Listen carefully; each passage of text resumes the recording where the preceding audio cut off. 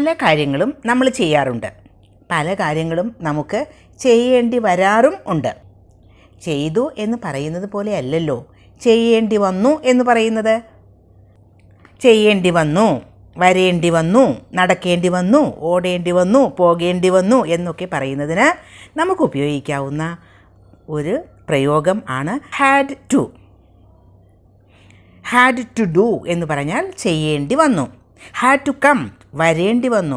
അങ്ങനെ I had to go, എനിക്ക് പോകേണ്ടി വന്നു.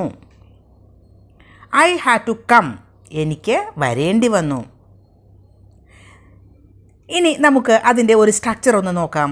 ഐ ഹാഡ് ടു ഗോ എന്ന് പറയുമ്പോൾ എനിക്ക് പോകേണ്ടി വന്നു എന്നാണല്ലോ. അപ്പോൾ എനിക്ക്, ഐ എന്നതാണ് സബ്ജക്റ്റ്.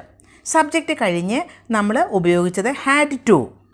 അത് കഴിഞ്ഞാൽ വേർബിൻ്റെ V1 ഫോമാണ് ഉപയോഗിച്ചത്. ഗോ എന്നത് വേർബിൻ്റെ ബേസ് ഫോം അല്ലെങ്കിൽ V1 ഫോമാണ്.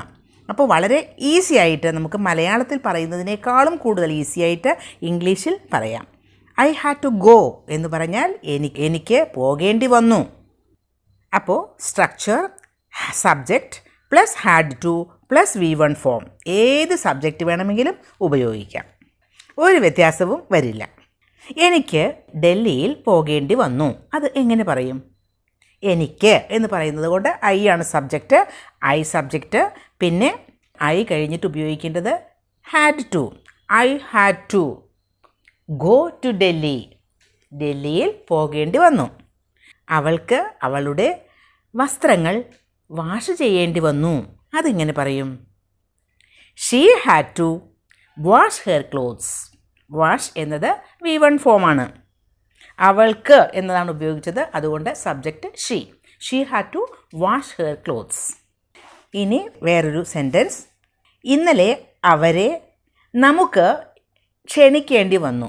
നമുക്ക് ക്ഷണിക്കേണ്ടി വന്നു. അപ്പോൾ നമുക്ക് വി ആണ് subject. We had to invite them yesterday. അവരെ നമുക്ക് ഇന്നലെ ക്ഷണിക്കേണ്ടി വന്നു. വേറെ ഒരു example. He had to buy a car. അവന് ഒരു കാർ വാങ്ങേണ്ടി വന്നു. ബൈ, വാങ്ങുക. വേറൊരു എക്സാമ്പിൾ കൂടി.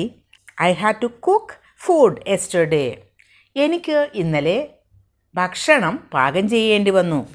കുക്ക്, അവിടെയും ബേസ് ഫോമാണ് ഉപയോഗിച്ചത്. അപ്പോൾ ഹാഡ് ടു എന്നതിൻ്റെ ഉപയോഗം മനസ്സിലായില്ലേ?